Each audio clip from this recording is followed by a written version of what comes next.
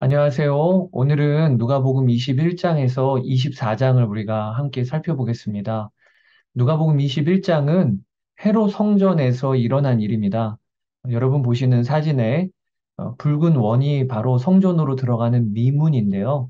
그 미문으로 들어가면 여인의 뜰이라고 보이시죠?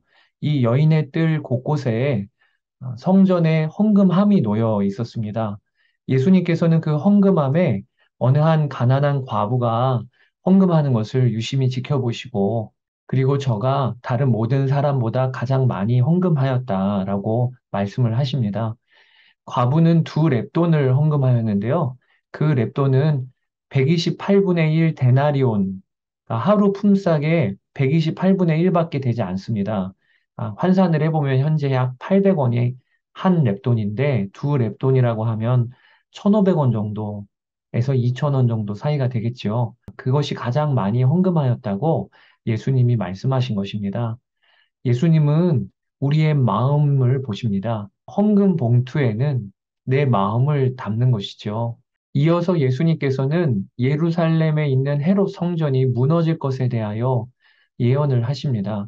이것은 주후 70년 로마의 티투스 장군에 의하여 예루살렘과 또 헤롯 성전이 무너짐으로 이루어지고요.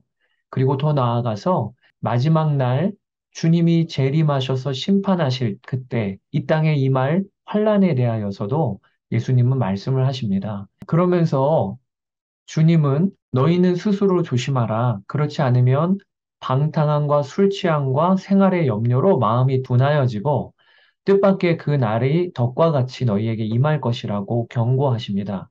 여러분 여기에서 아주 중요하게 우리가 붙잡아야 될 것이요. 방탕함 그리고 술 취함과 동일하게 주님께서 경계하라고 하시는 것이 생활의 염려예요. 생활의 염려, 아니, 염려 안 하고 살 수 있겠습니까? 그런데 주님은 그것을 경계하라고 하시는 거예요. 왜냐하면 우리가 생활 속에서 염려하는 것을 그냥 방치하고 살면 마음이 둔해지게 되는 것입니다. 하나님의 나라와 다시 오실 주님에 대하여 생각하는 것보단 당장 무엇을 입고 먹고 사느냐, 여기에만 온통 마음이 쏠려 있다가 그날이 덕과 같이 임하는 그런 비극을 맞이하지 않도록 예수님을 생각하고 바라보는 삶을 살라고 성경은 요청하시는 것이지요. 오늘 본문 36절에도 인자 앞에 서도록 항상 기도하며 깨어 있으라 라고 말씀을 하십니다. 자, 다음 누가복음 22장에서 23장에 이제 예수님의 십자가 사건이 다가왔습니다. 순서로 보면 예수님은 유월절 식사를 제자들과 함께 하시고요. 그리고 나서는 감람산으로 가서 기도하시다가 잡히시지요. 그리고 공회 앞에 서시게 됩니다.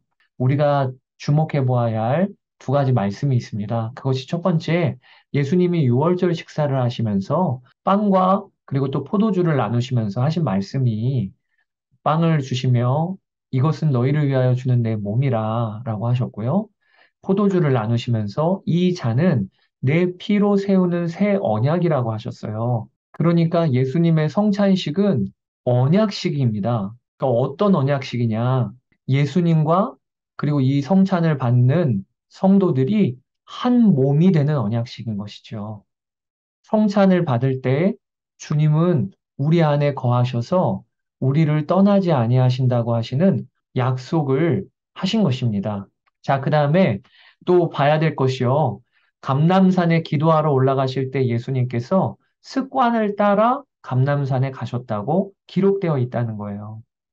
여러분, 우리는 예수님이 십자가 달리시기 전이라 아주 비상하게 기도하시기 위하여 감람산에 올라가셨다고 생각을 합니다. 그러나 예수님은 그렇게 기도 생활하지 않으셨어요. 갑작스런 일이 닥쳤다고 기도하신 게 아니고요.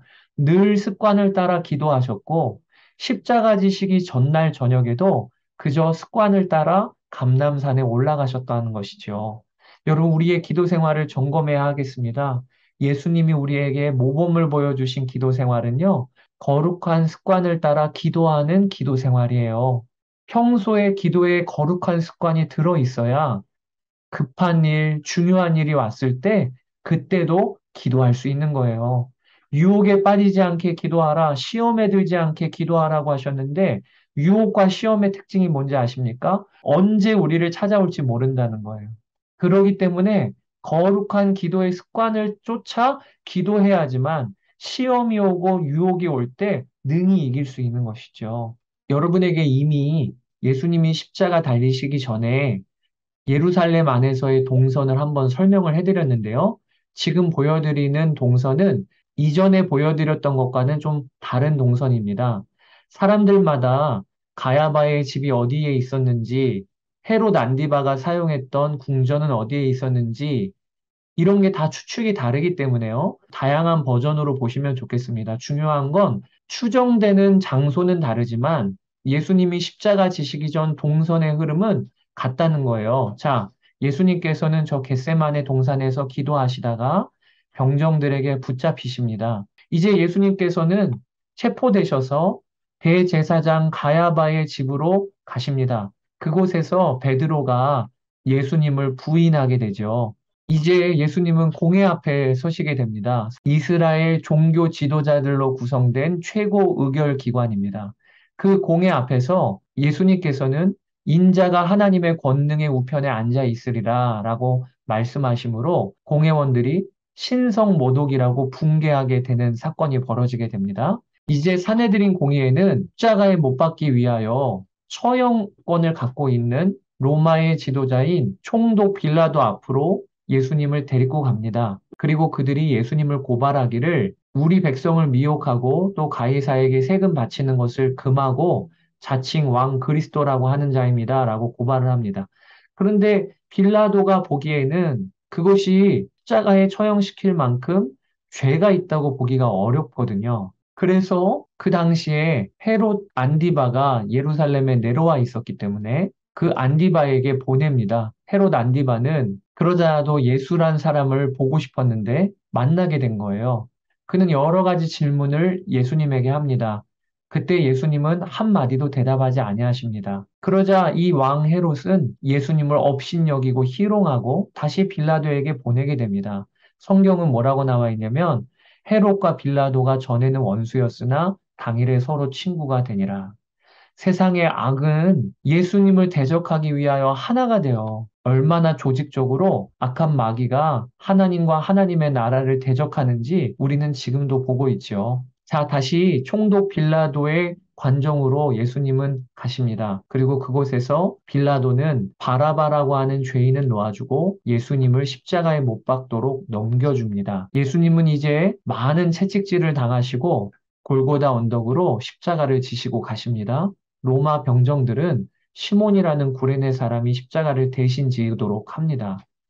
해골이라고 하는 곳에 이르렀다고 했는데 그게 골고다의 뜻이에요. 거기에서 예수님의 십자가가 세워집니다. 여러분, 머리에 한번 상상해 보세요.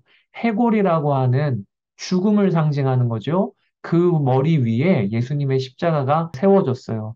이 모습 자체가 죽음을 정복하신 예수 그리스도를 상징적으로 보여주고 있다고도 생각이 듭니다.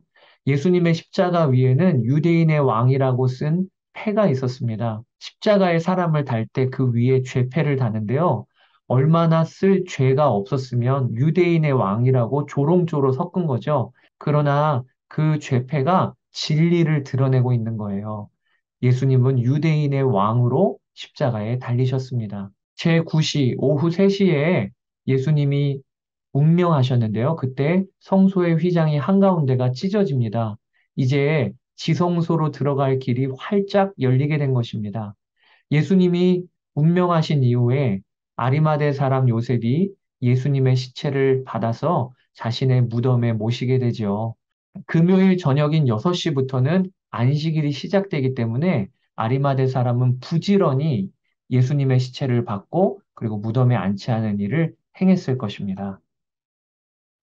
자, 이제 누가복음 24장에 접어들었습니다. 예수님은 십자가에 달리신 지 3일째 되는 날 아침, 일요일 새벽에 부활하십니다. 그리고 부활하신 예수님은 제자들에게 나타나십니다.